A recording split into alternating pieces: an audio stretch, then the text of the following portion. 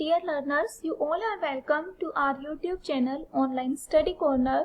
Last lecture में हमने discuss किया था मिशेल फूको के बारे में, मिशेल फूको की मेजर वर्क्स के बारे में, मिशेल फूको पर किन किन राइटर्स का इन्फ्लुएंस था ये भी हमने स्टडी किया था। इसके अलावा हमने स्टडी किया था कि मिशेल फूको की पावर ऑफ कंसेप्ट क्या है, डिस्कोर्स क्या है, नॉलेज क्या है, लिबरल डेफिनेशन के बारे में भी हमने रीड किया था। Concept of power micro level पर क्या है, मैक्रो लेवल पर क्या है, ये सारी चीजें हमने डिस्कस की थी। उसके अलावा हमने डिस्कस किया था कि मिशेल फूको ने पावर को, एम्पिरिकल पावर को 3 फॉर्म्स में डिवाइड किया है। उनमें है सॉवरेन पावर और डिसिप्लिनरी पावर, बहुत ज्यादा इंपॉर्टेंट। तो आज हम डिस्कस करने वाले हैं इसकी डिसिप्लिनरी पावर को, सॉवरेन पावर को और डिसिप्लिनरी पावर दोनों को। तो सॉवरेन पावर क्या है? सॉवरेन पावर को हम प्रभुत्व संपन्न, शासकीय या प्रशासकीय पावर्स के नाम से भी जानते हैं। मिशेल फूको ने सॉवरेन पावर को एक पिरामिड के रूप में वर्णित किया है। उस पिरामिड के उसने 3 चरण बताए हैं और उन 3 चरण में से जो सबसे टॉपमोस्ट चरण है या जो टॉपमोस्ट पार्ट है पिरामिड का, उस पर उन्होंने ऐसे वर्ग को या ऐसे ग्रुप को प्लेस किया है जो कि पावर होल्ड करता है। मतलब उसने 3 कैटेगरीज बनाई है लोगों की।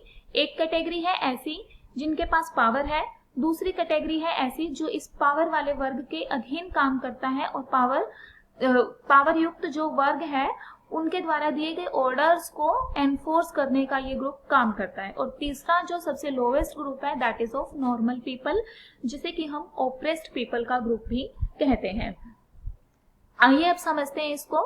देखो, टॉपमोस्ट जो पार्ट है यानी कि जो सबसे ऊपरी भाग है समाज का, अगर हम कहें इस पिरामिड की कंपैरिजन अगर हम समाज से करते हैं तो समाज के सबसे ऊपरी वर्ग के अंदर वो लोग सम्मिलित हैं जिनके पास पावर है। ये एक व्यक्ति हो सकता है या ग्रुप ऑफ पर्संस हो सकते हैं। ठीक है, अब ये जो एक व्यक्ति है या थोड़े से जो लोग हैं वो अपनी पावर को सभी के ऊपर लागू नहीं कर सकते, तो ये क्या करते हैं, ये नियुक्त करते हैं कुछ ऐसे एनफोर्सर्स को या कुछ ऐसे व्यक्तियों को जो इनके ऑर्डर्स को मनवाने का काम करते हैं। इन ऑर्डर को मनवाने वाले लोगों को पिरामिड के बीच में रखा गया है, मतलब सेकंड रैंक दिया गया है। अब ये जो ऑर्डर मनवाने वाले लोग हैं ये किससे ऑर्डर मनवाते हैं? ऊपरी वर्ग के द्वारा दिए गए ऑर्डर्स को ये नॉर्मल पीपल्स तक लेकर जाते हैं और उन्हें उनके ऑर्डर्स मानने के लिए मजबूर करते हैं। इसीलिए इन नॉर्मल पीपल को ओप्रेस्ड या शोषित वर्ग कहा जाता है। ठीक है, अब ये जो पिरामिड है या जो ये सॉवरेन पावर है ये एब्सोल्यूट मोनार्ची का एक एग्जाम्पल कहा जा सकता है। अगर हम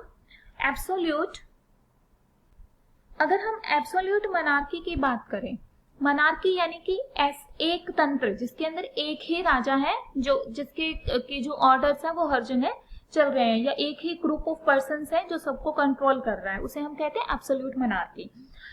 अगर हम हिस्टोरिकल एब्सोल्यूट मोनार्की की बात करें तो उस टाइम पर जो क्राइम था, एक व्यक्ति के द्वारा किया गया क्राइम सॉवरेन के खिलाफ यानी संप्रभु वर्ग के खिलाफ पर्सनल ऑफेंस माना जाता था और इसी कारण उन्हें दी जाने वाली जो पनिशमेंट थी वो भी पब्लिक होती थी।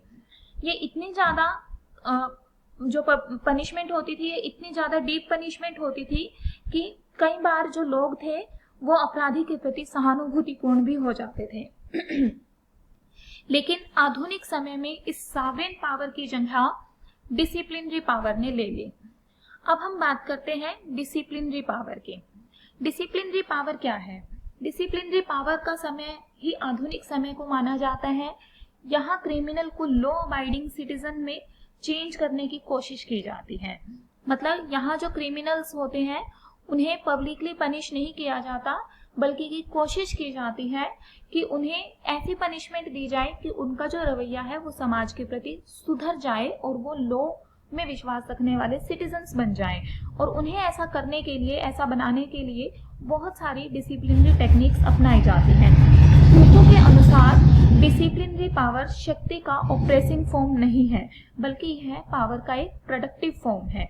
इस पावर का प्रयोग देखा जाए तो किसी न किसी फॉर्म में स्कूल्स, हॉस्पिटल्स, फैक्ट्रीज, जेल्स आदि के अंदर किया जाता है।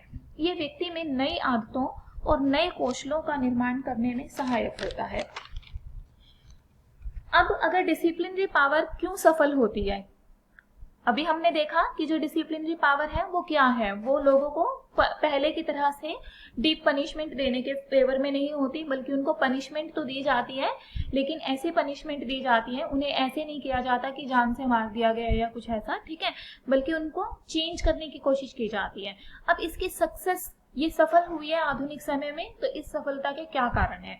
इस सफलता के लिए 3 टेक्निक्स अपनाई जाती हैं, जिनकी वजह से ये काफी सफल रहती है। इन 3 टेक्निक्स में पहली है हायरार्किकल ऑब्जर्वेशन, यानी कि पद क्रम के द्वारा निरीक्षण, दूसरा नॉर्मलाइजिंग जजमेंट और तीसरा एग्जाम्स या एग्जामिनेशंस। तो जो पहला है हायरार्किकल ऑब्जर्वेशन, ये एक ऑब्जर्वर, यहाँ पर ऑब्जर्वर एक नहीं होता बल्कि कई होते हैं। जैसे एक हॉस्पिटल में सिर्फ डॉक्टर ही नहीं बल्कि बहुत सारा अन्य स्टाफ या नर्स भी ऑब्जर्वर होती है, जो मेंटली डिस्टर्ब पेशेंट्स को कंट्रोल करती हैं, ठीक है, या अन्य पेशेंट्स को कंट्रोल करती हैं। खासकर इसका एग्जांपल मेंटली डिस्टर्ब पेशेंट्स के लिए लिया जाता है, मेंटल असाइलम के लिए, क्योंकि वहां पर डिसिप्लिन बनाने की जरूरत रहती है। इसके अलावा सेकंड जो टेक्निक है that is of normalizing judgement. Normalizing judgement में अगर कोई व्यक्ति अगर कहीं पर भी जिस भी चीज का हम एग्जाम्पल लेते हैं, वहां पर अगर कोई व्यक्ति थोड़ा सा भी रूल से हट जाता है तो उसको पनिश किया जाता है, और अगर व्यक्ति बार बार नियमों को तोड़ता है तो उसे एक्स्ट्रा पनिश किया जाता है। एक्सरसाइज का प्रयोग किया जाता है ताकि उसके बिहेवियर को सुधारा जा सके। इसके अलावा पनिशमेंट के अलावा रिवार्ड्स का भी प्रयोग किया जाता है, इनाम का भी प्रयोग किया जाता है, ताकि गुड बिहेवियर को स्थापित किया जा सके।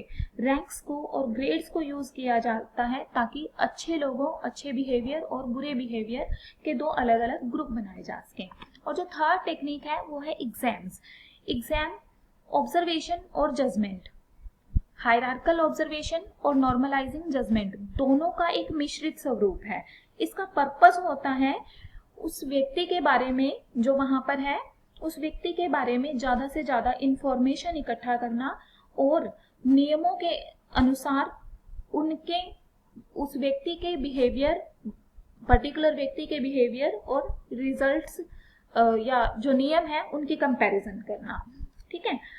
अब जो डिसिप्लिनरी पावर है उसको हम कहाँ देख सकते हैं? जैसे कि जेल्स में देख सकते हैं, कैदियों के बीच में किस तरह से डिसिप्लिन क्रिएट किया जाता है, स्कूल्स में देख सकते हैं, ठीक है।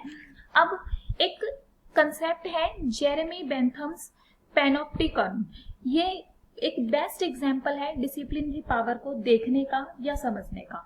पैनोप्टिकन क्या है? पैनोप्टिकन एक सर्कल फॉर्म बिल्डिंग है, जिस बिल्डिंग एक जेल है एक तरह की ये, जो कि सर्कल से बनी हुई बिल्डिंग है, मतलब गोल बिल्डिंग है, और उस गोल बिल्डिंग के अंदर बहुत सारी सेल्स हैं। हर सेल के अंदर, एक सेल में, प्रत्येक सेल के अंदर एक ही कैदी होता है।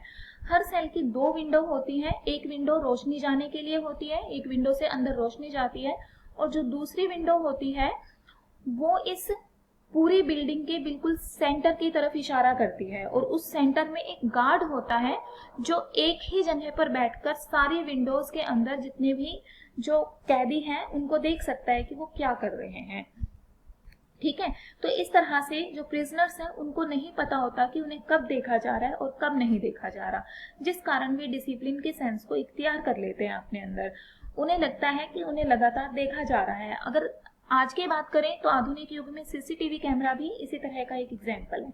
इसके कारण कैदी स्वयं को क्या करते हैं, इसका रिजल्ट क्या होता है इस तरह के ऑब्जर्वेशन का? जो कैदी हैं वो परस्पर एक दूसरे से स्वयं को अलग कर लेते हैं, और दूसरा क्या है, उन्हें जैसा कि पता ही नहीं होता कि उन्हें कब देखा जा रहा है कब नहीं देखा जा रहा, तो खुद के अंदर ही वो डिसिप्लिन की एक परमानेंट सेंस को बना लेते हैं। इसके अलावा जो गार्ड है वो क्या करता है, इन प्रिजनर्स के बारे में काफी सूचना, उनके बिहेवियर के बारे में काफी सूचना एकत्र करने में सफल हो जाता है। इस तरह की जो व्यवस्था थी 19वीं सेंचुरी के मेंटल असाइलम में देखी जा सकती थी। तो ये थी complete concept of power and knowledge as described by Michel Foucault, and I hope you all have understood this conception properly. If you have understood, if you have liked this lecture, then you can subscribe, share and like this channel.